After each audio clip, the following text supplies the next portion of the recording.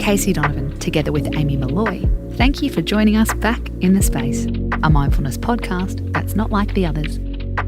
On a Tuesday, our theme is On a Roll, where we explore tips to give you energy and momentum.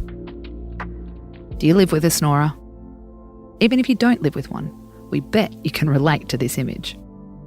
You're trying to get to sleep. You've got a big day tomorrow.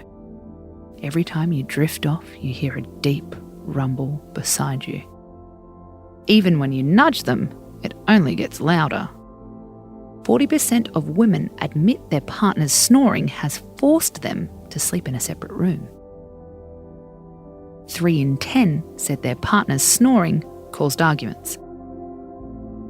More than 1 in 5 blamed snoring for impacting their sex lives.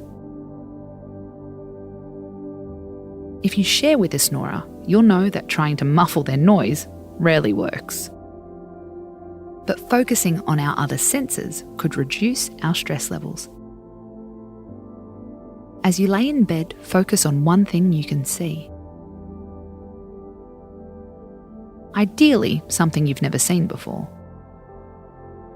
Now focus on one thing you can hear. Something besides all the snoring.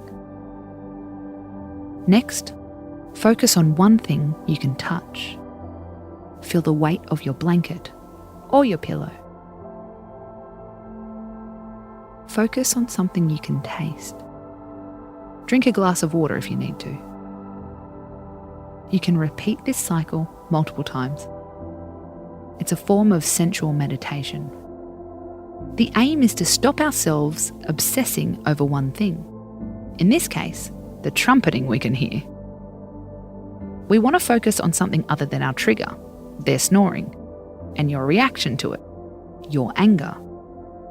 You might believe the answer is earplugs and an eye mask, but mindfulness goes for the opposite approach. Listen in. Focus more. You don't have to block out the world to stop it driving you nuts. I'm Casey Donovan, and you've been listening to The Space. Tune in tomorrow for another mood-boosting episode. Do you fear happiness? How to trust when things are going your way? Until then, space out.